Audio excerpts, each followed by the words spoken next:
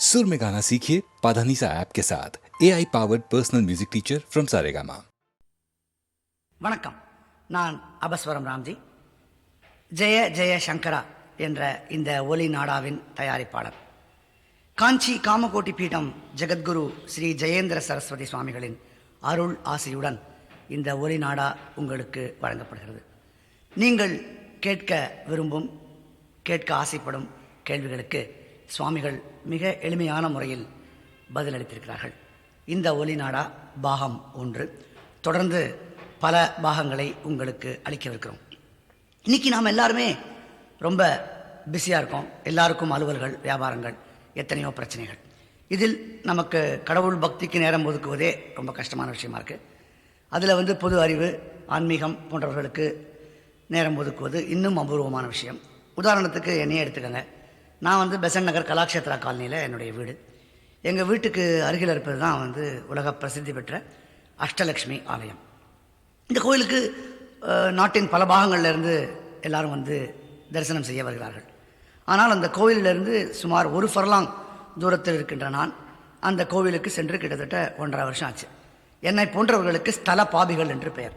அதாவது அந்த ஸ்தலத்து பக்கத்துலேயே இருப்போம், இந்த கோயிலுக்கு போக மாட்டோம். திருப்பதியிலேயே வசிக்கிறவங்க திருப்பதி வெங்கடாஜலபதியை ரொம்ப நாளைக்கு தரிசனம் பண்ண மாட்டாங்க. நம்ம தான் வேண்டுதல் எடுத்துக்கிட்டு நடந்து கியூவில் நின்று போய் தரிசனம் பண்ணுவோம்.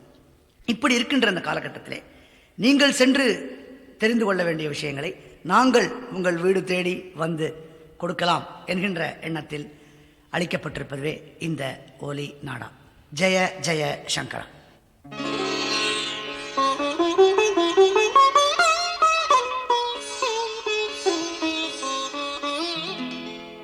தங்கத்தணலே தாமரை மலரே தன் சந்தனமே தனியாதாகமே கண்கள் குளிர்ந்தே கருணை மழையால் கலையின் பெருக்கே தலை வணங்குகிறேன்.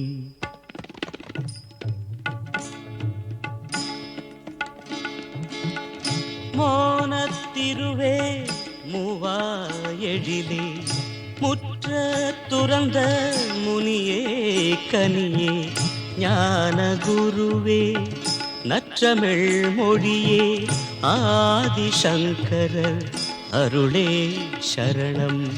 மோனத்திருவே மூவாயெழிலே முற்ற துறந்த முனியே கனியே ஞான குருவே நற்றமிழ் மொழியே ஆதிசங்கரர் அருளே சரணம்.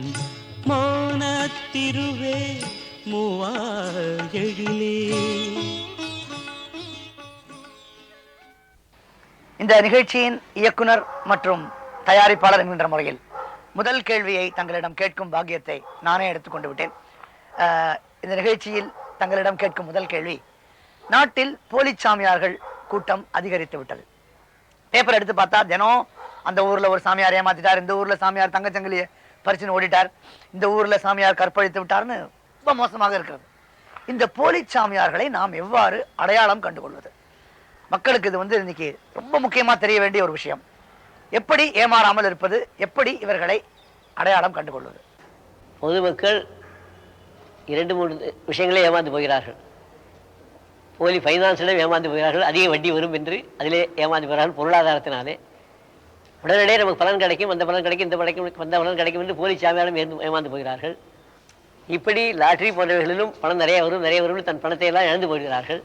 இப்படி பேராசினாலேயும், அடக்க முடியாத ஆசினாலேயும், பேராசினாலேயும், துராசினாலேயும் இவர்கள் மயங்குகிறார்களே தவிர நிஜமாக வாழ்க்கையிலே நமக்கு கிடைப்பது இறைவன் அருளால் கிடைக்கட்டும் என்பதை பொறுமையோடு இருந்து அனுபவிப்பவர்களுக்கு இந்த ஏமாற்றமோ போலி சாமியாரோ ஒன்றும் செய்ய முடியாது. யாருக்கு மனதிலே ஒரு பேராசி ஏற்படுகிறதோ அவர்களுக்குத்தான் இப்படி வருகிறது. சலனமற்ற மனது உள்ளவர்களுக்கு எந்த சாமியாராலும் ஒன்றும் பண்ண முடியாது. அவர்கள் பாரம்பரியத்தையும் கடவுளையும் நம்பிக்கொண்டு வீட்டிலேயே இருந்து கொண்டு இறைவனை நினைத்து கொண்டு ஆனந்தமாக அமைதியாக இருப்பார்கள். எங்கே அமைதி குறைவாக இருக்கிறதோ, பேராசி ஜாஸ்தியாக இருக்கிறதோ அங்கே தான் ஏமாற்றம் வருகிறது. இவர்கள் ஏமாறுகிறதுனாலே அவர்கள் ஏமாற்றுகிறார்கள், அவர்கள் ஏமாற்றினாலே இவர்கள் ஏமாறுகிறார்கள். பரஸ்பரம் இருவரும் சேர்ந்து நாட்டுக்கு கெடுதல் செய்கிறார்கள். ஆக பொதுமக்கள் தான் உபனிஷத்தை சொன்னது போல் உச்சிஷ்டதை ஜாகிரதை பிராப்பியவரான் நிபோதை என்று சொன்னார்கள். எழுந்திரு, முழித்துக்கொள்ளு, நல்ல வரத்தை கேளு என்று சொன்னார்கள். அதுபோல் நாம் முழித்து கொண்டு வாழ்க்கையில் இருக்க வேண்டும், தூங்கக்கூடாது. வாழ்க்கையில தூங்கி போய்விட்டால் தூங்கும்போது இரவு நேரம் தூங்க வேண்டும். வாழ்க்கையில தூங்கி போய்விட்டால் பிறகு வாழ்க்கையே தூக்கமாகிவிடும். எழுந்திருக்க முடியாத அளவுக்கு நம்மை அறியாமையில தள்ளிவிடும், துன்பத்தை தள்ளிவிடும். ஆக நாம் முழித்து கொண்டே இருக்க வேண்டும். முழித்து கொண்டே இருந்தால் தூங்காமல் என்ற அர்த்தம் இல்லை. ஜாக்கிரதையாக நம்முடைய வாழ்க்கை முறையை பார்த்து கொண்டிருந்தால் தூங்கலாம் நன்றாக. அப்படி ஜாக்கிரதையாக வாழ்க்கை முறை இல்லாமல் போய்விட்டால் நம்முடைய வாழ்வு முழுதும் தூங்க முடியாத தூக்கத்திலே இருந்து துக்கத்திலே தான் இருக்க வேண்டிய சூழ்நிலை வந்துவிடும். அந்த நிலை தான் இன்றைக்கு பேராசையினாலே பலரும் தள்ளப்பட்டு பொதுமக்கள் தான் இதற்கு முக்கிய காரணம். பொதுமக்கள் பேராசைப்படாமல் இருந்து விட்டால் இந்த நிலை அவர்களுக்கு வராது. நமக்கு கிடைத்தது போரும், இறையவர்கள் வந்தது போரும். எத்தனை மகான்கள் இருந்தாலும் ஞானிகள் தான் எல்லோருக்கும் நாம் கும்பிடு போடுவோம், ஆசீர்வாதம் பெறுவோம். ஆனால் யாருடைய வழியும் நாம் பின்பற்ற வேண்டிய அவசியம் இல்லை. நம்முடைய வழி, நம்முடைய தாயார் தகப்பனார் வழி, நம்முடைய முன்னோர்கள் வழி, இந்த வழி இருக்கிறது. அவ்வழியே நமக்கு நல்வழி. அல்லது நமக்கு பாரம்பரியமாக வந்த குரு வழியை வழியோ அந்த வழி நல்வழி. இந்த வழிக்கு நம்முடைய முன்னோர்களையும் குருமார்களையும் எடுத்துக்கொள்ள வேண்டும். எத்தனை மகான்கள் சித்தவர்கள் எத்தனை பேர் இருந்தாலும் அவர்கள் எங்கு இருந்தாலும் ஆசை பெறுவோம்.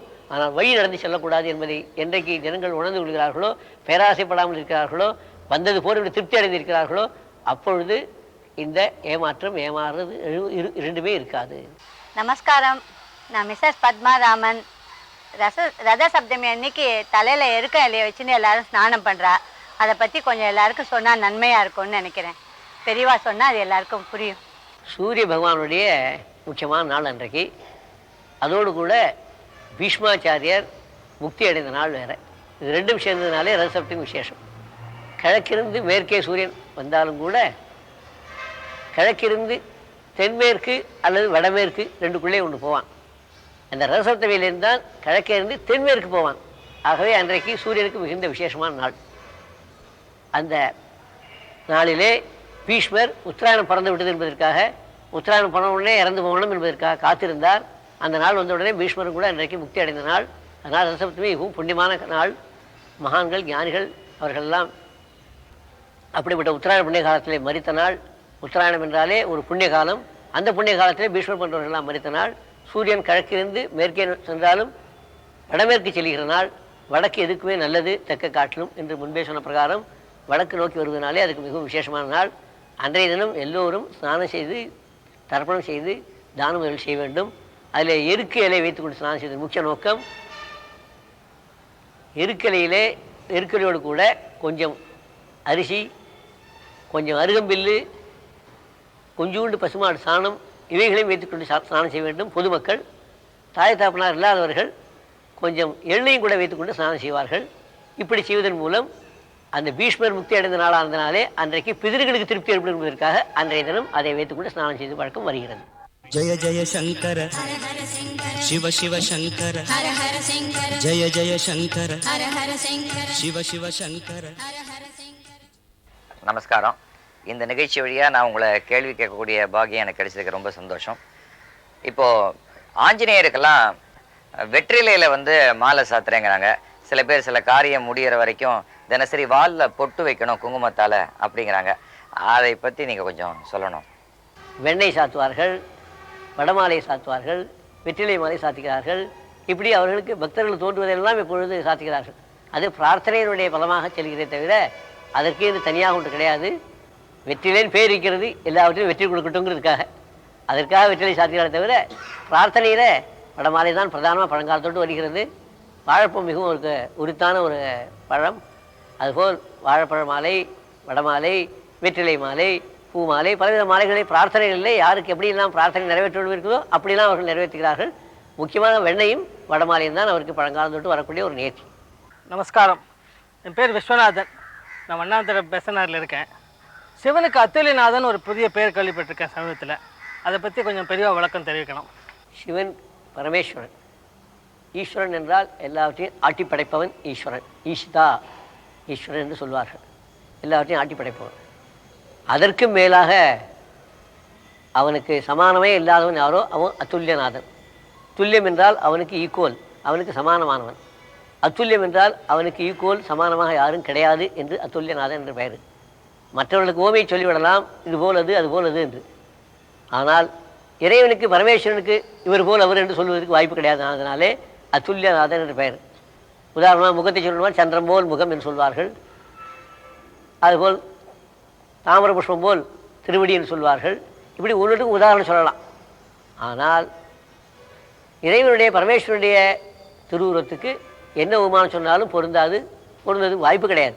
அப்படிப்பட்ட அபரிமிதமான எல்லையில்லாத பெருங்குணத்தோடு கூடிய பெருமானானதினாலே அவருக்கு அத்துல்யநாதன், அவனுக்கு ஈக்குவலாக சமானமாக குருவும் நாதனே கிடையாததுனாலே அத்துல்யநாதன் என்று பெயர் வழங்கப்பட்டிருக்கிறது. பெரியவாக்கு நமஸ்காரம் பண்ணிக்கிறேன். நான் சச்சு. எங்கள் அம்மா அப்பா தாத்தா எல்லாருமே நாங்களும் காஞ்சிபுரம் தான். உங்கள்கிட்ட ஒரு சின்ன கேள்வி கேட்கணும். விநாயகருக்கு அருகம்புல் சாத்திரமே, அதனுடைய தத்துவம் என்ன? ஒவ்வொரு வழிபாட்டுக்கு முன்பு, நல்ல காரியம் செய்வதற்கு முன்பு விநாயகரை நாம் வழிபடுகிறோம். அந்த விநாயகர் முழு முதற் கடவுளாக கருதப்படுகிறது. புராணங்களில் எல்லாம் நாமும் அப்படித்தான் நம்பி வழிபாடு செய்கிறோம். அந்த விநாயகர் பெருமானுக்கு அருகம்பில் என்பது மிகவும் விசேஷமானது. இப்பொழுது அதுக்கு எத்தனையோ உணவெல்லாம் நாம் படைக்கிறோம். அதே வடிவத்திலே உள்ள ஆனைக்கு எத்தனை உணவுகளை நாம் அளித்தாலும் அருகம்புல்லை சாப்பிடும் அந்த ஆர்வம், புல்லை சாப்பிடும் அந்த ஆர்வம் வேறு எந்த உணவிலும் கூட ஆனைக்கு இருப்பதில்லை, விநாயகரிடத்திலிருந்து ஆனைக்கு. ஆகினாலே அருகம்புல்லிலே பலவிதமான மந்திர சக்தி கொண்டவைகள்லாம் கூட இருக்கின்றன. இன்றைக்கு சித்த வைத்தியத்திலும் ஆயுர்வேத வைத்தியத்துக்கும் அருகம்பில்லை மிகவும் உபயோகப்படுத்திக் கொள்கிறார்கள். பலவித தீராத நோய்களெல்லாம் தீர்வதற்கு வாய்ப்பாக அருகம்பில் அமைந்திருக்கிறது. அது மாத்திரமல்ல, அது ஏழை எளியவர்களுக்கும் சுலபமாக கிடைக்கூடியது. வழிபாட்டிற்கு வசதி உள்ளவர்கள் தான் செய்ய வேண்டும் என்பதல்ல. விநாயகப் பெருமான் எப்படி ஏழை எளியவர் அனைவருக்கும் மரத்தடியிலும் தெருச்சந்திலும் உச்சந்திலும் கூட உட்கார்ந்து கொண்டு எல்லா இடத்திலும் அருள் பாலிக்கிறாரோ, பாமர ஜனங்களுக்கும் பண்டிதர்களுக்கும் எல்லோருக்கும் பொதுவாக இருக்கிறாரோ, அதுபோல் இந்த அருகம்பில் கூட மார்க்கெட்டுக்கு வராத, பஜாருக்கு வராத, விலைவாசி இல்லாத, இத்தனை விலைவாசி ஏற்றத்திலும் அதற்கு ஒரு விலை இல்லாத, ஆனால் விலை மதிப்பற்ற ஒரு புல்லாக அருகம்புல்லாக இருந்து நமக்கு விநாயகருக்காக வழிபாட்டுக்கு உகந்ததாக சொல்லப்பட்டிருக்கிறது. அந்த அருகம்பில்லை நாம் விநாயகர் போடுவதன் மூலம் நம்மிடையே உள்ள வாழ்க்கையிலே உள்ள எத்தனை பந்தங்கள் இருக்கிறதோ, துன்பங்கள் இருக்கிறதோ அதெல்லாம் அருந்து போய்விடும் என்றும் சொல்லப்பட்டிருக்கிறது. அதாவது துன்பங்களை அகற்றக்கூடிய தன்மை அந்த அருகம்புல் பூஜையினால் கிடைக்கிறதுன்னு சொல்லப்பட்டிருக்கிறது. ஆகவே விநாயகருக்கு அருகம்புல் போடுவதன் மூலம் எளிமையாகவும் ஆகிறது, தூய்மையாகவும் ஆகிறது, பலவித மந்திர தந்திரங்களோட சக்தியோடு கூடியதாகவும் இருக்கிறது. அதே நேரத்தில் நம்மளுடைய பந்தத்தையும் துன்பத்தையும் அகற்றும் பொருளாகவும் ஆகிறதுனாலே அருகம்பில்லை போடும் பழக்கம் வருகிறது. வீட்டில் வலம்புரி விநாயகர் வச்சுக்கிறது நல்லதா, இல்லை இந்த இடது பக்கம் தும்பிக்கை இருக்க அந்த விநாயகர் வச்சுக்கிறது நல்லதா? எதுவுமே வலம் பக்கமாக வருவது நல்லது. வலம் வருவது நல்லது, வலம் பக்கமாக வருவது நல்லது. தெற்கு நோக்கி இருப்பது இரண்டாம் பட்சம்தான். ஆகவே வலம்புரி விநாயகருக்கு விசேஷம் உண்டு. வலமாக வருவதனாலே வலம் பக்கம் அதுக்கு விசேஷம். இடம்புரி விநாயகர் என்பது சாமானியமாக பொதுவாக எல்லா இடத்துலையும் இருக்கக்கூடிய ஒரு நிலை. அந்த வகையிலே வலம்புரி விநாயகருக்கும் அருகம்பில்லுக்கும் மிக பொருத்தமானது. வலம்புரி விநாயகராக உள்ள அந்த பெருமானுக்கு அருகம்புல்லை அர்ப்பணிப்பதன் மூலம் அருகு கட்டையிலேயே இன்றைக்கு விநாயகரெல்லாம் பல பேர் பூஜை செய்கிறார்கள். அருகம்பில்லுடைய வேர்னே எடுத்துக்கூட இன்றைக்கி விநாயகர்லாம் எடுத்து பூஜை செய்கிறார்கள். மிகவும் விசேஷ சக்தி வாய்ந்தது. அதன் மூலம் சகல விதமான துக்கங்களும் கஷ்டங்களும் தூர போவதற்கு விலகக்கூடிய வாய்ப்பு இருக்கிறதுனாலே அருகம்பில்லுக்கு விசேஷம் சொல்லப்பட்டிருக்கிறதுனாலே அருகம்புல் மூலமாக விநாயகர் வழிபடுவது மிகவும் உத்தமம். ஜய ஜய சங்கர சிவ சிவ சங்கர ஜய ஜய சங்கர சிவ சிவ சங்கர. காஞ்சி காமகோடி பீடாதிபதி ஜெகத்குரு ஜெயேந்திர சரஸ்வதி சுவாமிகளுடைய பொற்பாத கமலங்களுக்கு என்னுடைய அநேக கோடி நமஸ்காரங்கள். இந்த நிகழ்ச்சி மூலமா உங்ககிட்ட சில சந்தேகங்களை கேட்கக்கூடிய ஒரு அருமையான வாய்ப்பை எனக்கு ஏற்படுத்தி கொடுத்த எனது அன்பு சகோதரர் ராம்ஜி அவர்களுக்கும் இந்த டிவி நிலையத்துக்கும் ரசிகர்களுக்கும் என்னுடைய மனமார்ந்த நன்றியையும் வணக்கத்தையும் தெரிவித்துக் கொள்கிறேன். என்னுடைய பெயர் எஸ்.வி. ரமணன். நான் ஒரு ஜெயஸ்ரீ பிக்சர்ஸ் என்ற பெயரிலே ஒரு சிறிய நிறுவனத்தின் அதிபராக இருக்கிறேன். விளம்பர படங்கள் தவிர டிவி சீரியல்கள், திரைப்படங்கள், இப்படி நிகழ்ச்சிகளை நான் தயாரித்து இயக்கி கொண்டிருக்கிறேன். தங்களிடத்திலே எனக்கு ஒரு சிறிய சந்தேகத்தை கேட்க வேண்டும், உங்களால் தான் அதுக்கு பதில் சொல்ல முடியும் அப்படிங்கிறது எனக்கு தெரியும். அதாவது அத்வைதம், துவைதம், விசிஷ்டாத்வைதம், இப்படி பல சித்தாந்தங்களை அன்ற சங்கரர், மத்வர், ராமானுஜர் போன்ற மகான்கள் நமக்காக செய்து வைத்தார்கள். இந்த அத்வைதப்படி பார்க்கும்போது, நாம் ஆத்ம விசாரணை செய்யும்போது நாம வேற இல்லை, தெய்வம் வேற இல்லை, ஆத்மா வேறு, உடல் வேறு, ஜீவாத்மாவும் பரமாத்மாவும் ஒன்றுதான். இதை நம்ம ரியலைஸ் பண்ணுறதுக்கு தான் நம்ம ஆத்ம விசாரணை செய்கிறோம் அப்படிங்கிறதான் ஆரம்ப காலத்தில் இருந்த தத்துவமாக நான் நினைக்கிறேன். ஆனால் பிற்காலத்தில் தெய்வத்துக்கு ஒரு வழிபாடு செய்யறதுக்கு ஒரு விக்கிரகம் இருந்தால்தான் மானசீகமாக நாம் அதை மனதிலே உருவகப்படுத்திக் கொள்ள முடியும் என்று பெரியோர்களால் இந்த விக்கிரக வழிபாடு ஏற்படுத்தப்பட்டிருக்கும் என்று நினைக்கிறேன். முதல் எப்படி இந்த விக்கிரக வழிபாடு வந்தது, அதை பெரியவா சொல்லணும்னு கேட்டுக்கிறேன். அருவமும் உருவமாகி அனாதியாய் பலவாய் இங்கு உதித்தனன் முருகன் என்று ஒரு பாட்டு முருகனை பற்றி சொல்லப்பட்டிருக்கிறது. இந்த பாட்டின் பிரகாரம் அருவமாய் எங்கு நிறைந்துள்ள பரம்பொருள் தான் உருவமாய் வந்தது என்று அறியப்படுகிறது. ஆகவே உருவம் என்பது ஒருவரால் உண்டு பண்ணப்படவில்லை, இயற்கையாகவே இறைவன் அருளாலே உருவ வழிபாடு என்பது வந்திருக்கிறது. நமக்கு ஜலம் இருக்கிறது, ஜலமே ஐஸாக ஆகிறது, ஐஸே ஐஸ் கட்டியாக ஆகிறது, ஐஸ் கட்டியே ஐஸ்கிரீமாக ஆகிறது. மனிதனோட முயற்சி ஐஸ்கிரீமுக்கு உண்டு, ஆனால் ஐஸாகிறதுக்கு முயற்சி கிடையாது. ஜலமே ஒரு வெப்பத்தின் மூலமாக அதுவே ஐஸாக ஆகிவிடுறது, ஐஸே ஐஸ் கட்டியாக ஆகிவிடுகிறது. ஐஸ் கட்டி நாம் உபயோகப்படுத்தும் போது ஐஸ்கிரீம் பல வகையாக நாம் உபயோகப்படுத்திக்கிறோம். அதுபோல் இயற்கையாகவே அருவமாக உள்ளது உருவமாக வந்து உருவமே நேற்றின்று இல்லாமல் அனாதியாய் என்று சொல்கிறார்கள். அருவமும் உருவமாகி அனாதியாய். அனாதி என்றால் ஆரம்ப காலம் இல்லாமல் உலகம் தோன்ற காலம் முதல் அனாதி காலம் தொட்டு எவ்வளவு காலமாக அருவம் இருக்கிறதோ அந்த காலம் தொட்டே உருவமும் வந்திருக்கிறது என்று நமக்கு சொல்கிறார்கள். ஆகிய உருவ வழிபாடு ஒரு நாள் ஆக்கப்படாமல் அருவமும் உருவமும் ஆகி ஒரே நிலையிலே அந்த காலம் தொட்டு வந்து கொண்டிருக்கிறது. முருகனை பற்றி சொல்லும்போது சொல்லியிருக்கிறார்கள். முருகனுக்கு மாத்திரம் இந்த பாட்டல்ல, எந்த வடிவம் எடுத்தாலுமே எல்லா வடிவத்துக்கும் உருவம் அருவத்திலேருந்து வந்தது. பல அருவம் கிடையாது, ஒரே அருவம்தான் பல உருவங்களை எடுத்தது. அது எப்படி தெரிகிறது? அருவமும் உருவமாகி அனாதியாய் பலவாய் என்று அடுத்த பாடல் பாடுகிறது. பல வடிவங்களிலே வந்திருக்கிறது அந்த உருவமே என்று சொல்கிறார்கள். ஆக விநாயகர் முதல் ஆஞ்சநேய சுவாமி வரை கிராம தேவதை வரை எத்தனை வடிவங்களை பார்க்கிறோமோ பல வடிவங்களும் அந்த அருவத்திலேருந்து உருவத்திலேருந்து பல வடிவங்கள் இதெல்லாம் அனாதியாக வந்து கொண்டிருக்கிறது என்று நமக்கு சொல்லியிருக்கிறதுனாலே ஒரு நாள் உருவ வழிபாடு ஆரம்பிக்கப்பட்டது என்பது கிடையாது. சில வடிவங்கள் நமக்கு புதுமையாக இருக்கலாம். ராமர் காலத்திலிருந்து ராமர் வந்திருக்கலாம், கிருஷ்ணர் காலத்திலிருந்து கிருஷ்ணர் வந்திருக்கலாம், பஞ்சபாண்டர் காலத்திலிருந்து பஞ்சபாண்டர் திரௌபதி கோவில் வந்திருக்கலாம். ஆனால் தேவதைகள் முழுவதும் பார்க்கும்பொழுது விஷ்ணுவோ சிவனோ தேவியோ இவைகளெல்லாம், விநாயகரோ முருகனோ இவைகளெல்லாம் அனாதி காலம் தொட்டிருக்கிறார்கள். அவர்களுக்கு உற்பத்தியாக அவர்களுக்கு பிறப்பாக புராணங்கள் சொல்லியிருந்தாலும் கூட எத்தனையோ யுகங்களுக்கு முன்னாக அவர்களுடைய வரலாறை தவிர நம்முடைய மனுஷ கணக்குப்படி காண முடியாது. ஆகவே அவர்களெல்லாம் யுகாந்தரங்களாக பல கோடி வருஷங்களாக அருவமும் உருவமாகி வந்து கொண்டிருக்கிறார்கள். அந்த உருவ வழிபாடு என்பது எல்லோருக்கும் செய்வதற்கு வசதியாக வந்திருக்கிறது. ஏனென்றால் ஆண்டவரை உருவத்துடன் பார்ப்பது என்பது மிக கடினம், அருவத்துடன் பார்ப்பது மிக கடினம். உருவத்தின் மூலமாக அருவத்தை பார்க்க முடியும். மின்சக்தி இருக்கிறது, மின்சக்தி நம்மால் உணர முடியுமே தவிர பார்க்க முடியாது. மைக்கு மூலம் லைட்டு மூலம் மின்சக்தி எங்கே உணர்கிறோம், அறிந்து கொள்கிறோம். ஆனால் மின்சக்தி எப்படி இருக்கிறது பார்க்க வேண்டும் என்றால் கண்ணால் பார்க்க முடியாது. இந்த வடிவத்தின் மூலம் மின்சக்தி இயங்குகிறது என்பதை அறிந்து கொள்ள முடியுமே தவிர நேரடியாக கண்ணால் பார்க்க முடியாது. அதற்கு லைட்டும் ஒளியும் மைக்கும் ஃபேனும் போன்றவைகள்லாம் நமக்கு வழிகாட்டுதலாக இருக்குமே தவிர அதன் மூலமாக மின்சக்தி இருக்குது என்பதை உணர முடியுமே தவிர நேரடியாக கண்களை காண்பது என்பது மிக மிக கடினம். ஆகவே ஐஸ்கிரீம் சாப்பிட்ட ஒருபாடு குச்சியை தூக்கி போட்டுவிட்டால் ஐஸ்கிரீம் சாப்பிட்டவர்களுக்கு என்ன தாகசாந்தி குறையும், தாகத்தினுடைய நிலை, அதாவது தண்ணீர் தாகம் எடுத்ததுக்கு ஐஸ்கிரீம் சாப்பிட்டு விட்டால் குச்சியை போட்டுவிட்டால் தண்ணீர் தாகம் தீர்ந்துவிடும், ஐஸை சாப்பிட்டாலும் தீர்ந்துவிடும். ஆனால் எப்படி சாப்பிட்டாலும் தாகசாந்தி மிஞ்சுகிறது என்பது போல உருவ வழிபாட்டு நிலையே அருவ வழிபாட்டுக்கு அழைத்து செல்வது தான். அருவத்திலிருந்து உருவம் வந்து நம்ம எல்லாம் ஆட்கொள்வதற்காக வந்து நம்முடைய பூஜைகள் உபச்சாரங்கள் பிரார்த்தனைகள் இவைகளெல்லாம் செவிமடுத்து கேட்டு ஏற்றுக்கொண்டு அதனுடைய பிரசாதமாக நமக்கு அந்த இறைவனே கையாலையும் கண்ணாலையும் திருவடியாலும் ஆசீர்வாதம் செய்து பிறகு நம்மை அவர் ஆட்கொண்டு அவரை காட்டிலும் உருவத்தை காட்டிலும் அருவ நிலைக்கு நம்ம அழைத்து செல்கிறார். அப்படி அழைத்து செல்வதற்காகத்தான் உருவம் ஒரு வயாமீடியாக இருக்கிறது. மத்தியத்திலே இருந்து நம்ம எல்லாம் அருவத்தை கொண்டு செல்வதற்காக உருவம் வேண்டியிருக்கிறது. அருவம்தான் ஆரம்பம், அருவம்தான் முடிவு. மத்தியிலே நமக்கு பாமர மக்களுக்கு பொதுமக்களுக்கு பக்தி ஏற்பட்டு ஒரு பிடிமானம் ஏற்பட்டு நல்வழி வருவதற்கு உருவ வழிபாடு இன்றியமையதாக ஆகிறது. அந்த உருவ வழிபாட்டை யாராவது ஆரம்பித்தால் அப்போ அவருடைய சொந்த விருப்பத்தின் ஆரம்பித்ததாக ஆகிவிடும். அப்படி இல்லாமல் இறைவனே தான் அப்படி வந்திருக்கான்னு சொல்லிவிட்டால் அப்படி நம்பிக்கை நிறையாக வரும்.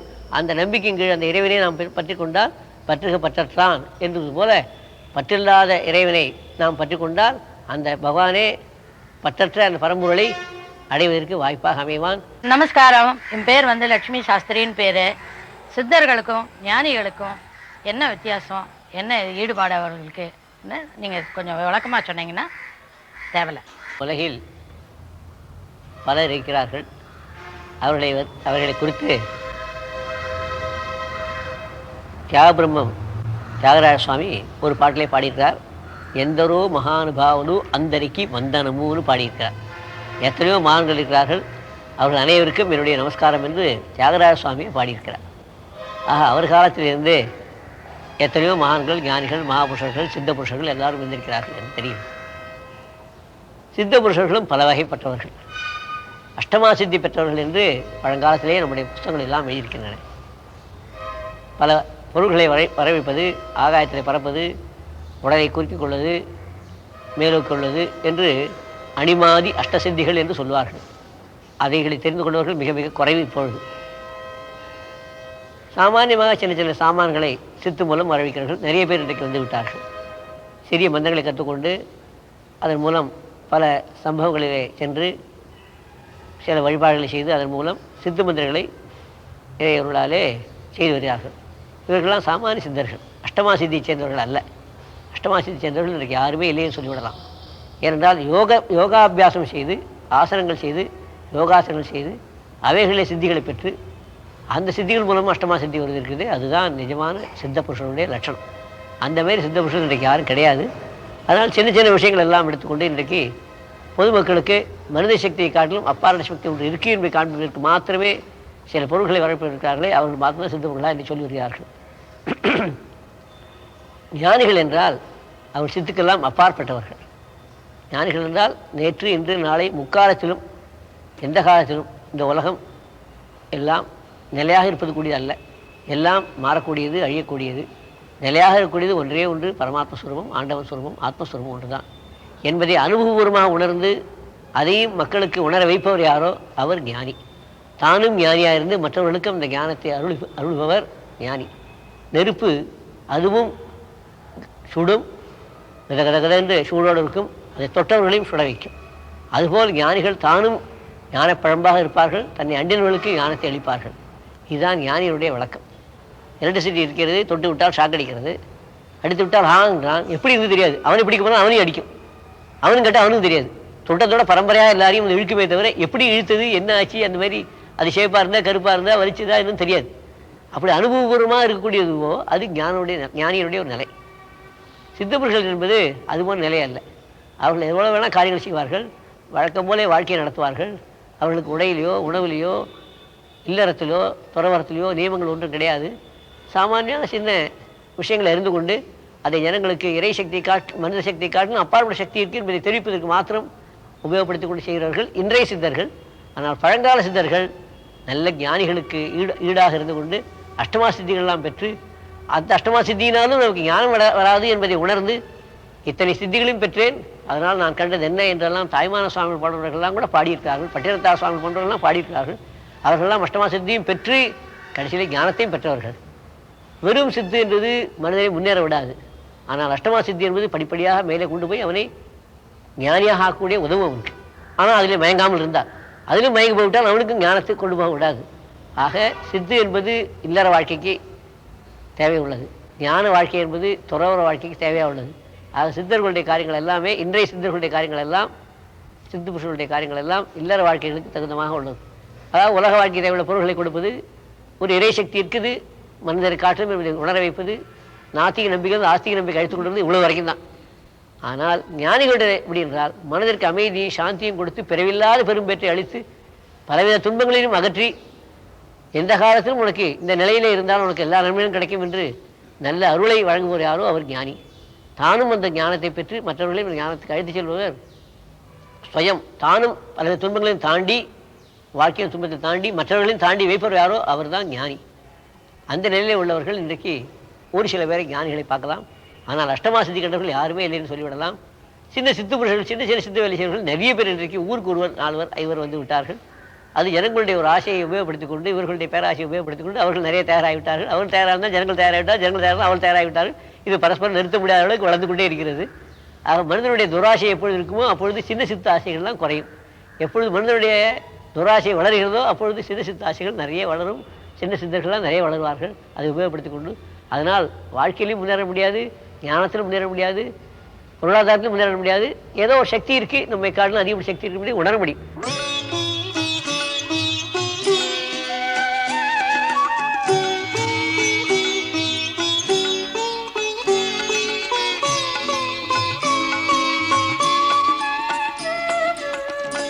எண்ணும் போதெல்லாம் இனிக்கும் ஊற்றே, இதயம் வருடும் தென்றல் காற்றே.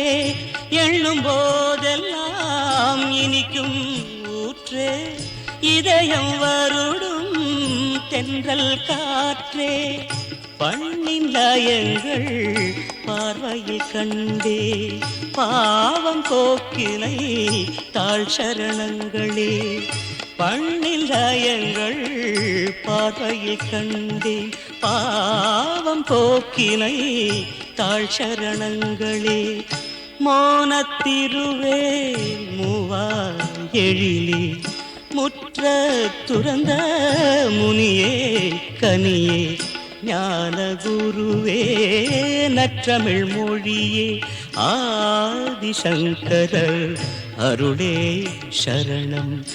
மோனத்திருவே மூவா எழிலே.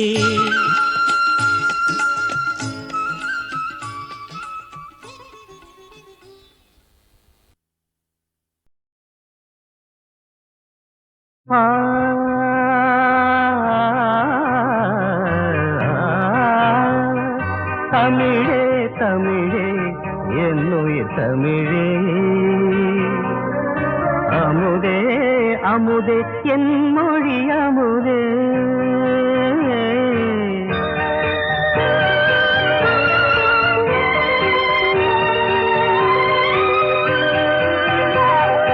தமிழே தமிழே என்னுயிர் தமிழே, அமுதே அமுதே என் மொழி அமுதே. தமிழே தமிழே என்னுயிர் தமிழே.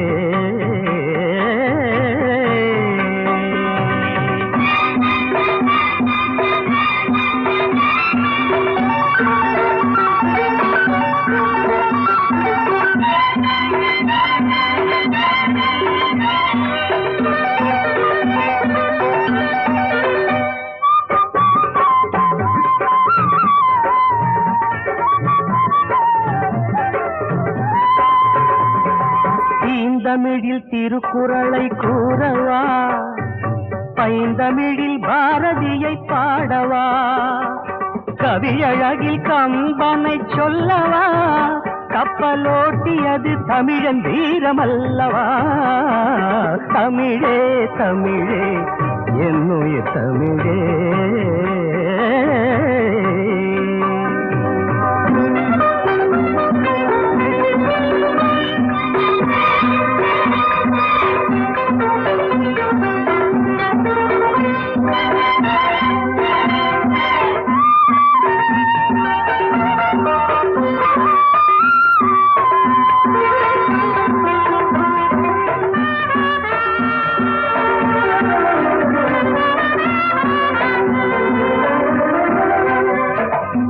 தமிழ் சங்கம் வளர்ந்தது மதுரையிலே, மூவேந்தர் கொடி பறந்தது இமயத்திலே, அடுக்குமொழி பிறந்தது காஞ்சியிலே, புரட்சி கவி பூத்தது புதுவையிலே. அடுக்குமொழி பிறந்தது காஞ்சியிலே, புரட்சி கவி பூத்தது புதுவையிலே. தமிழே தமிழே என்னுயிர் தமிழே.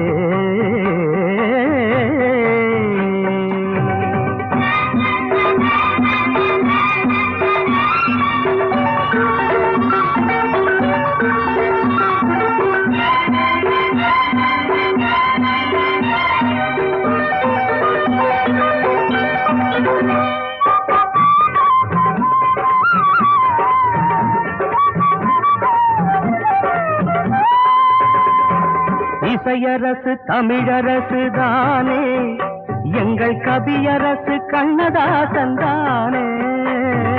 இசையரசு தமிழரசு தானே, எங்கள் கவியரசு கண்ணதாசன் தானே. நமதரசு தமிழ் மொழியில் தானே, தமிழர்க்கு இது தனிப்பெருமை தானே. நமதரசு தமிழ் மொழியில் தானே, தமிழர்க்கு இது தனிப்பெருமை தானே. தமிழே தமிழே என்னுயிர் தமிழே,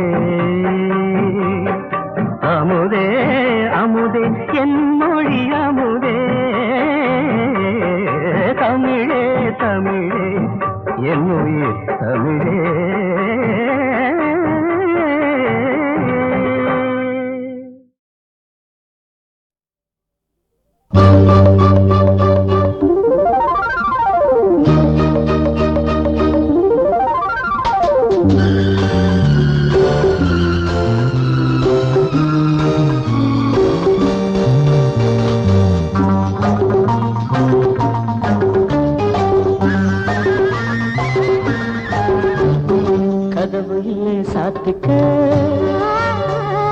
போர்வையில் போத்துக்கு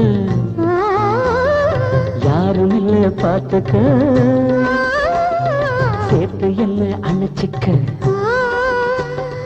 கதவையில் சாத்துக்க, போர்வையில் போத்துக்கு யாரும் இல்லை பார்த்துக்க, சேர்த்து என்ன அணைச்சிக்க அணைச்சிக்க அணைச்சிக்க அணைச்சிக்க.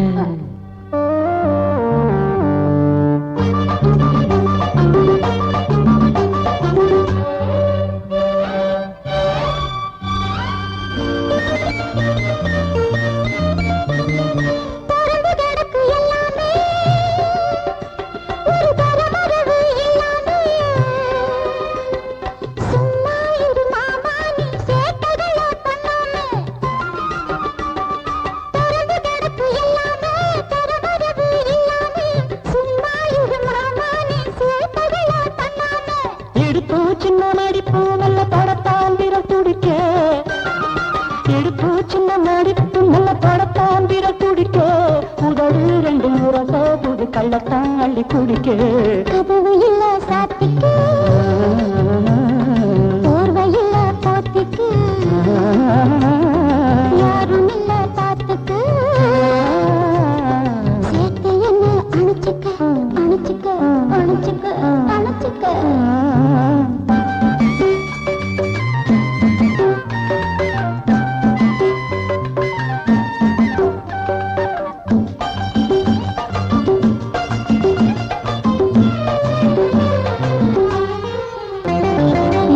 பொங்குது மேலேதான், ஆழம் விழுது பொங்குது கீழேதான், பொன்னூஞ்சல் நாமாட போட்டிருக்கு இங்கேதான்.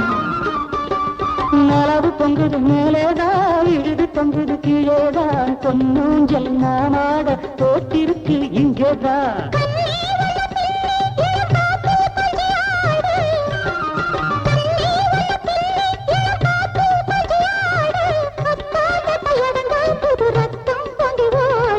கதவையில் சாத்துக்க, போர்வையில் போத்துக்க யாரும் இல்ல பார்த்துக்க, சேர்த்து என்ன அணைச்சிக்க அணைச்சிக்க அணைச்சிக்க அணைச்சிக்க.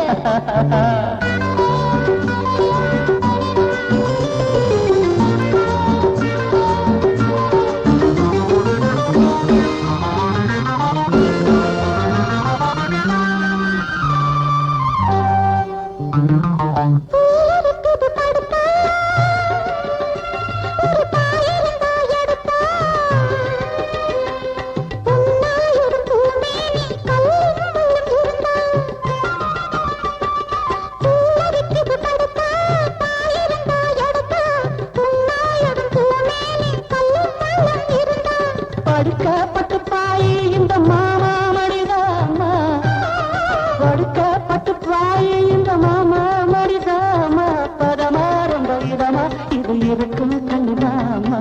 கதவையில் சாத்திக்க, போர்வையில் போத்துக்க யாரும் இல்ல பார்த்துக்க, சேர்த்து என்ன அணைச்சிக்க அணைச்சிக்க அணைச்சிக்க அணைச்சிக்க அணைச்சிக்க.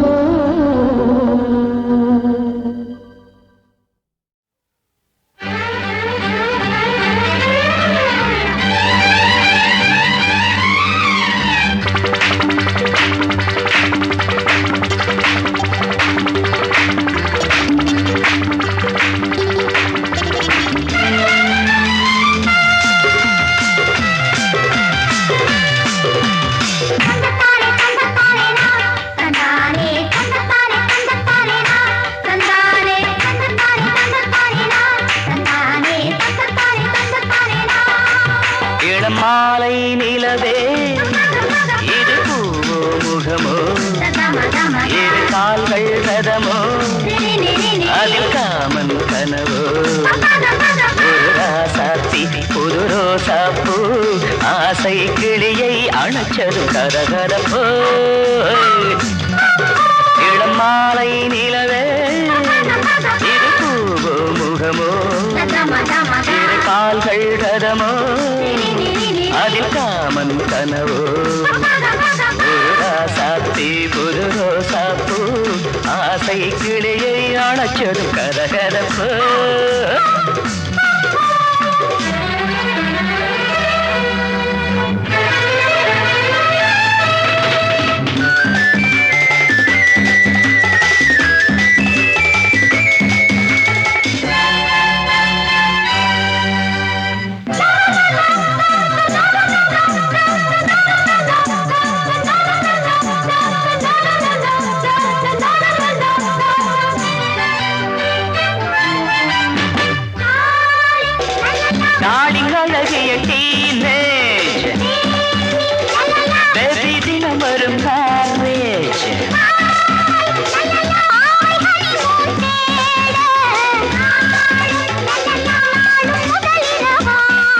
மயிலே ஆடும் மன்னன் தோழில் வருமே கோயிலே சோலை தென்றல் காற்றும் சுடுமே மயிலே ஆடும் மன்னன் தோழி வருமே கோயிலே சோலை தென்றல் காற்றும் சுடுமே இளம் மாலை நிலவே இது முகமோ இரு கால்கள் ரதமோ அதில் காமன் கனவோ ஒரு ராசாத்தி ஒரு ரோசாப்பூ ஆசை கிளியை அணைச்சது கரகரப்போ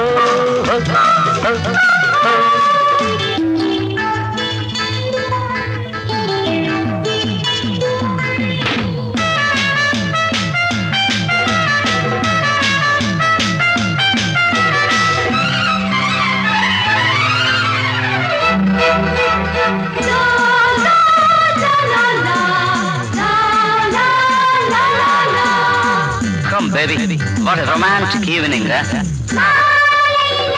மாலை சுகம் தரும் வேளை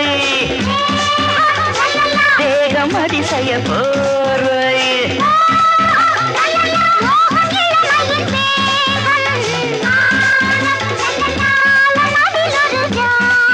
அருகே மாவா என்னை நீயே தொடவா அழகே தேனே நெஞ்சிலாடும் கலையே அருகே வாவா என்னை நீயே தொடவா அழகே தேனே நெஞ்சிலாடும் கலையே இளம் மாலை நிலவே இது முகமோ இரு கால்கள் ரதமோ அதில் காமன் கனவோ ஒரு ராசாத்தி புது ரோசாப்பூ ஆசை கிளியை அணைச்சது கரகரப்போ இளம் மாலை நிலவே இது பூவோ முகமோ இரு கால்கள் ரதமோ அதில் காமன் கனவோ ஒரு ராசாத்தி புது ரோசாப்பூ ஆசை கிளியை அணைச்சது கரகரப்போ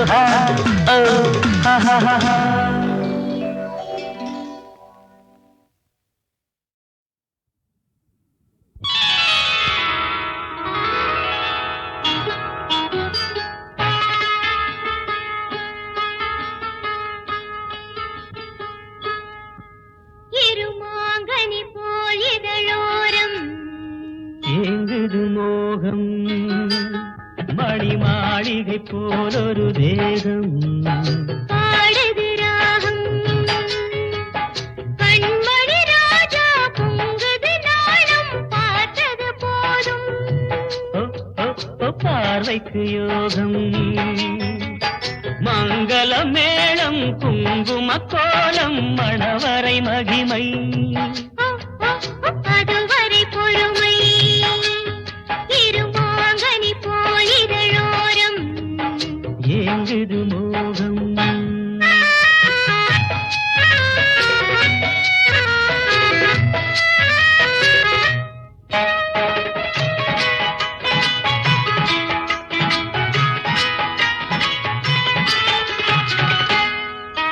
திரை மூடும் மேடையிலே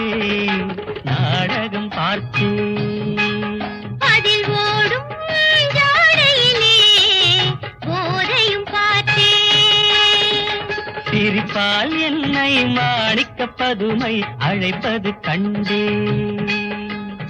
எதற்கோ உங்கள் கைகள் இரண்டும் துடிப்பது கண்டே.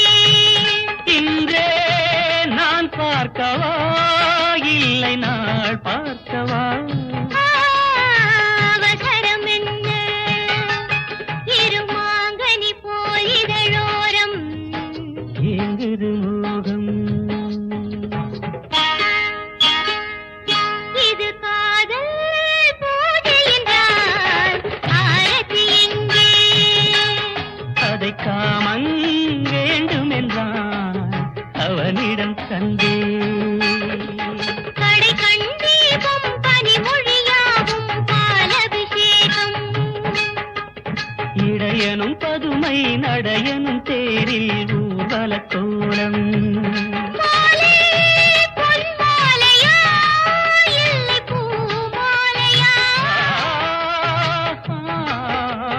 கோவிலில் பார்த்து இருமாங்கனி போல் இதழோரம் ஏங்குது மோகம்.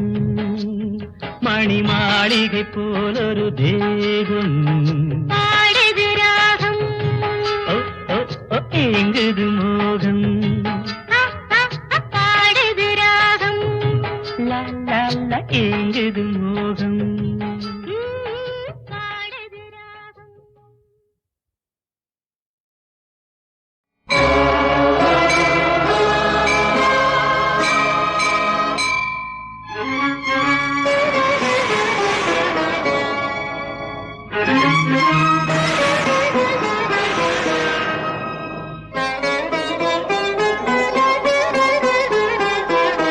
அபிராமியே உமா மகேஸ்வரி சிவகாமியே கலா ஜடாதரி. அபிராமியே உமா மகேஸ்வரி சிவகாமியே கலா ஜடாதரி. சாமவேதம் போதும் நீலகண்டன் வாமபாகம் வாழும் ஈஸ்வரி. காமகோடி பீடம் ஆளுகின்ற நாமம் கோடி போற்றும் சங்கரி. தீய சக்தி பூதலத்தில் மாய தெய்வ சக்தி மாநிலத்தில் வாழ வருக வருக வந்து வரமருளே. அபிராமியே உமா மகேஸ்வரி சிவகாமியே கலா ஜடாதரி.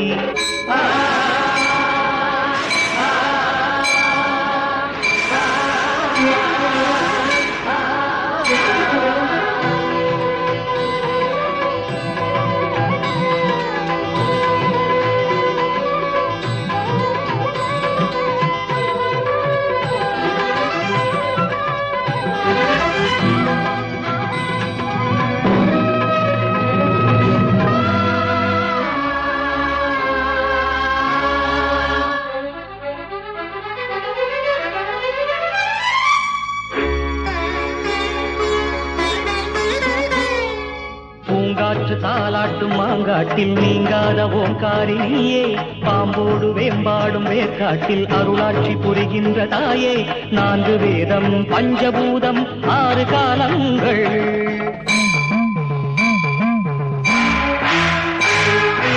7 லோகம் 8 திக்கும் ஏத்தும் பாதங்கள்.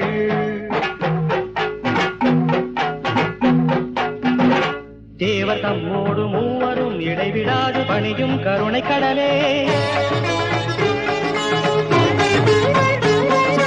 பாவம் மேலோங்குமோ தருமம் கீழாகுமோ?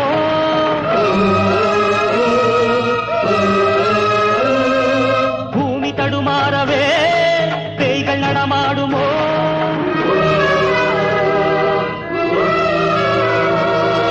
வினையில் விளையும் பகையும் துயரும் பொடிபட வருக வருக வந்து வரமருளே. அபிராமியே உமா மகேஸ்வரி சிவகாமியே கலா ஜடாதரி.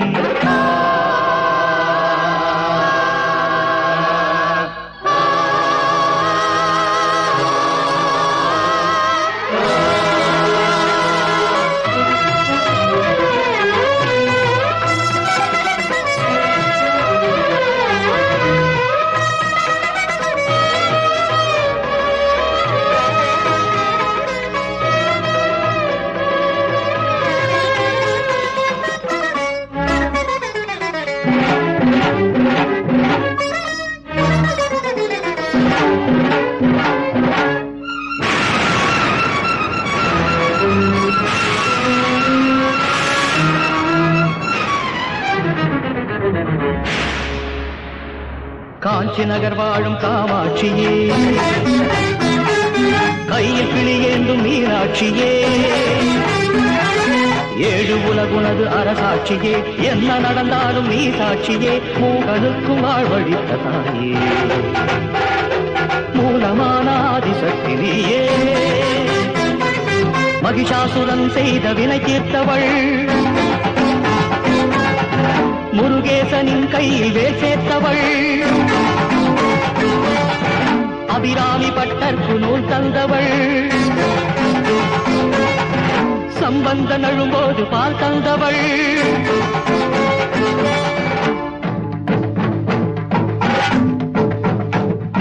வேண்டும் வரம் தர தேவி திருமுகம் மீண்டும் மலர்ந்திடுமோ, ஈன இருளிட ஞான ஒடி வர பொழுது புலர்ந்திடுமோ, பத்ரகாளி வருக ருத்ரகாளி வருக, சிம்மமேறி வருக சீற்றமோடு வருக, சூலி நீலி அம்மா தாயே ஜனனே.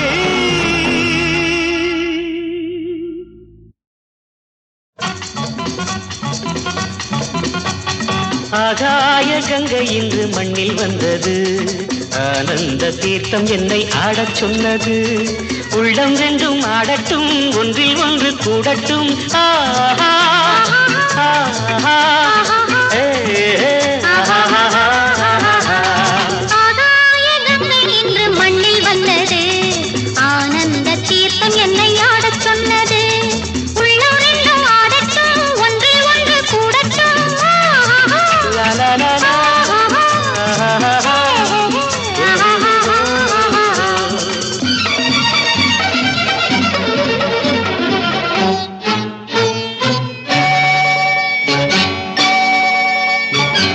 மின்னலில் அழகிய ஊஞ்சலை அமைத்து, மேகத்தில் இரவுக்கு பஞ்சனை தீரித்து, மின்னலில் அழகிய ஊஞ்சலை அமைத்து, மேகத்தில் இரவுக்கு பஞ்சனை தீரித்து, மல்லிகை கழித்து மன்மத மந்திரம் மயங்கிட படித்து,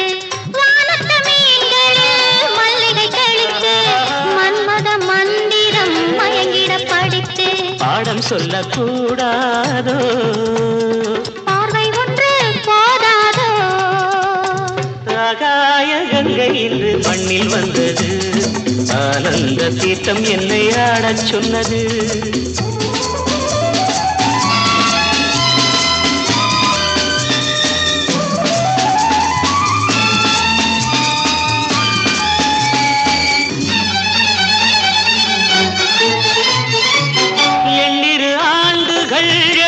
பாட்டு என்னை உன்னிடையெனும் சிறையினில் பூட்டு, எண்ணிரு ஆண்டுகள் எழுதிய பாட்டு என்னை உன்னிடையெனும் சிறையினில் பூட்டு, வீணையை மீட்டு மாந்தளிர் மேனியில் குங்குமம் தீட்டு, மங்கள இசை தரும் வீணையை மீட்டு மாந்தளிர் மேனியில் குங்குமம் தீட்டு, மாலை தென்றல் தீயாக காணும் இன்பம் நீராக, ஆகாய கங்கை இன்று மண்ணில் வந்தது, ஆனந்த தீர்த்தம் என்னை ஆடச் சொன்னது, உள்ளம் ரெண்டும் ஆடட்டும் ஒன்றில் ஒன்று கூடட்டும், ஆஹா ஏ ஏ லா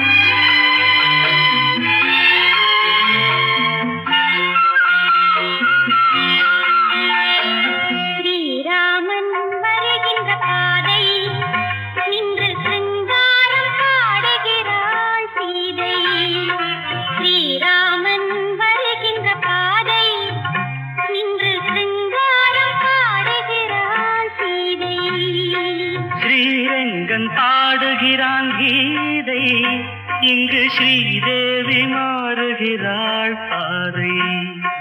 ஸ்ரீரங்கன் பாடுகிறான் கீதை, இங்கு ஸ்ரீதேவி மாறுகிறாள் பாதை.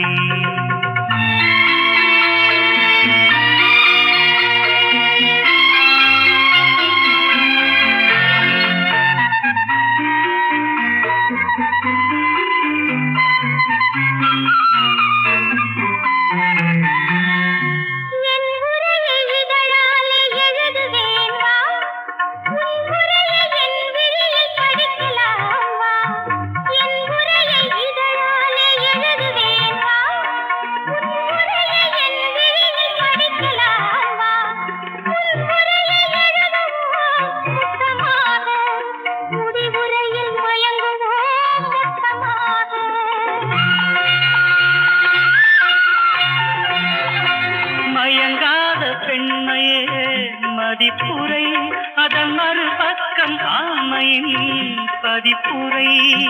மயங்காத பெண்மையே மதிப்புரை அதன் மறுபக்கம் ஆமையின் பதிப்புரை. பூ போல உன்மேனி புகழுரை, நான் பொன் போல காப்பதே சிறப்புரை. நான் பொன் போல காப்பதே சிறப்புரை. ஸ்ரீராமன் வருகின்ற பாதை நின்று சிங்காரம் பாடுகிறாள் சீதை.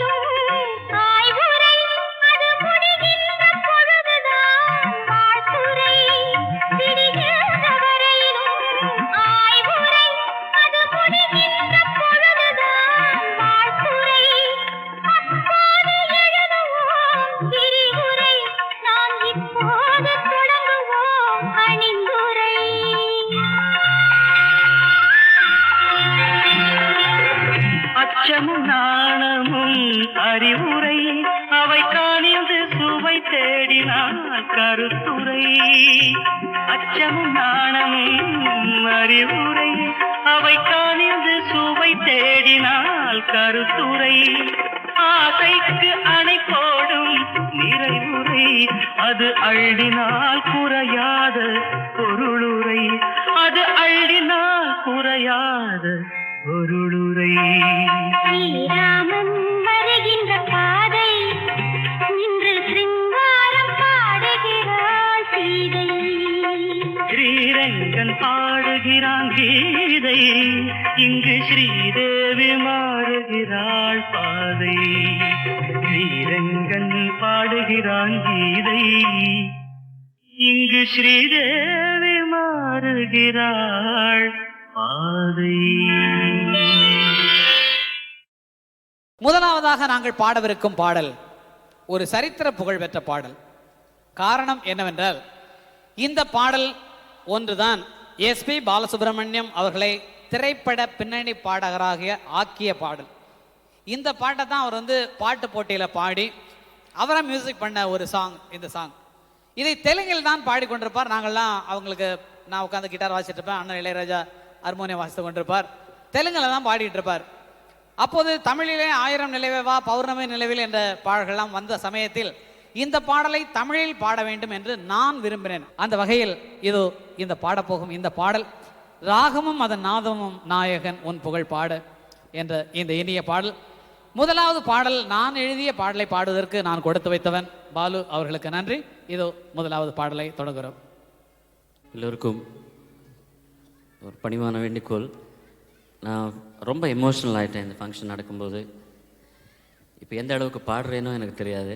என்னால் முயற்சி பண்ணுறேன் பாடுறதுக்கு. தப்பு தண்டாக்கள் நிறைய இருக்கும். எதிர்க்க நிறைய சீனியர் சிங்கர்ஸ் இருக்காங்க.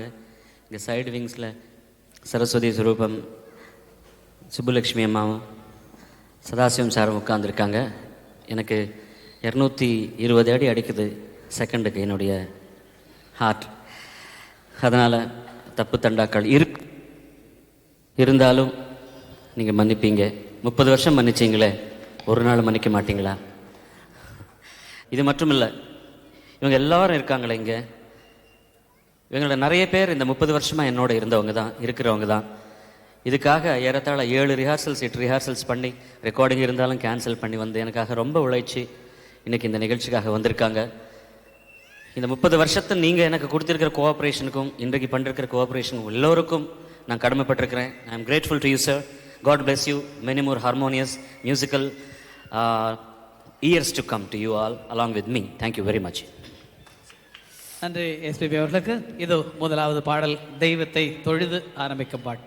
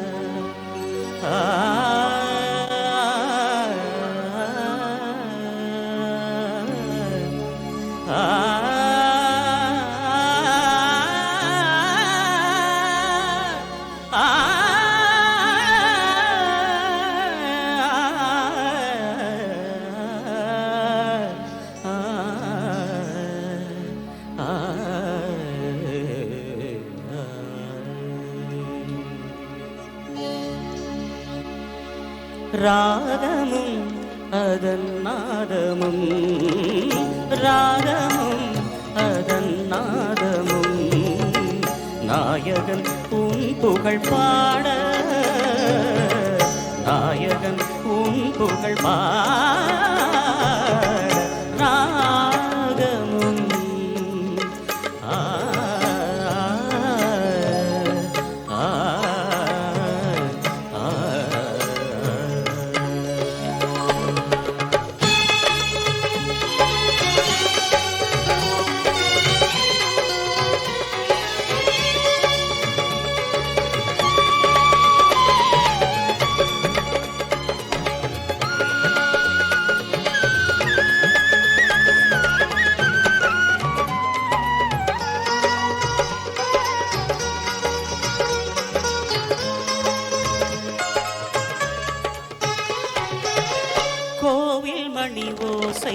அதில் ஒரு தாளம் வேண்டும், மனம் தன்னில் பலவித ராகம்.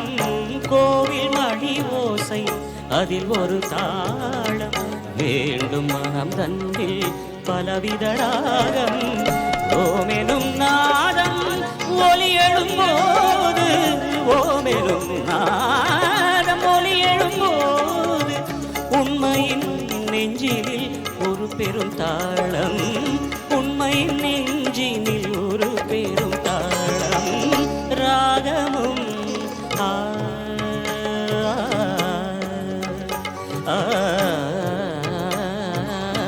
ராகமும்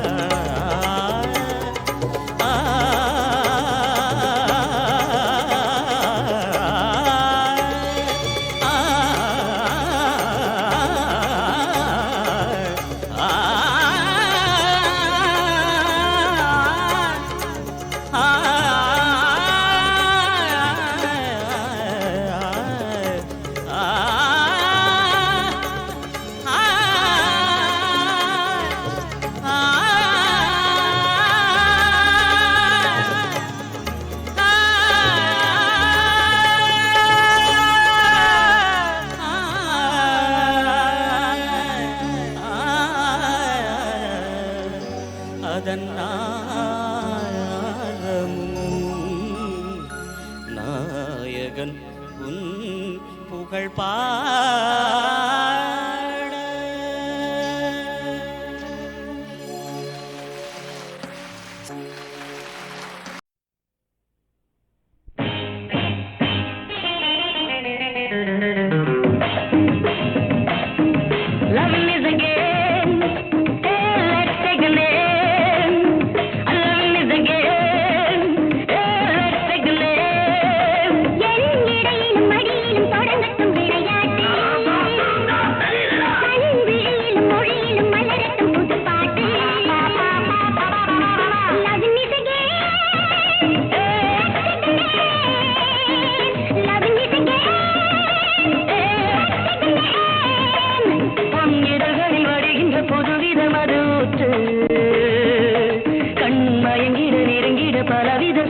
விளையாட்டு. Loving is a game, yeah, let's take the name. எங்கிடையிலும் மடியிலும் தொடங்கட்டும் விளையாட்டு. அன்பிலும் மொழியிலும் மலரட்டும் புது பாட்டு.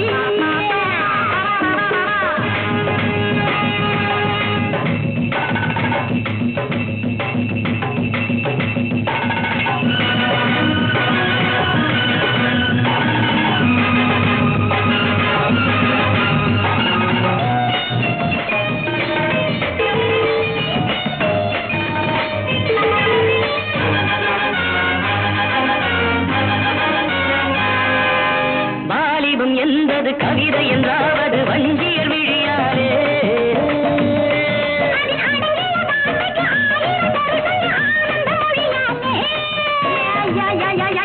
வாலிபம் என்பது கவிதை என்றாவது வஞ்சியர் விழியாரே.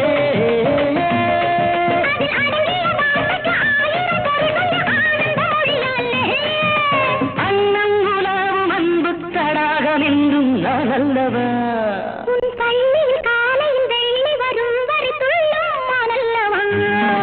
Loving is a game, yeah, let's take the name.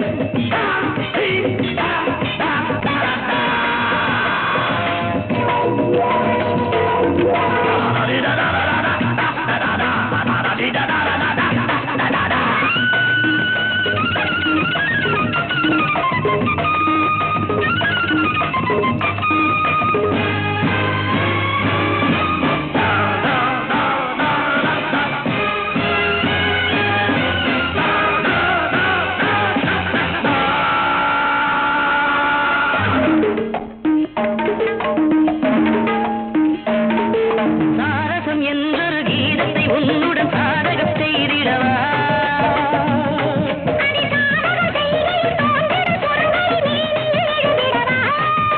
முத்தம் இடாத பட்டு புறாவின் மாடம் நான் அல்லவா. என் சிற்றிடை முழுவதும் ஒத்திகை பார்த்திட உதவும் நான் அல்லவா. Loving is a game, let's take the name. என் இடையிலும் மடியிலும் தொடங்கட்டும் விளையாட்டு. அன்பிலும் மொழியிலும் மலரட்டும் புது பாட்டு. Loving is a game, பொன்னிறகளில் வருகின்ற புதுவிதம் அது ஊற்று. கண் மயங்கிட நெருங்கிட பலவித சுகம் காட்டு.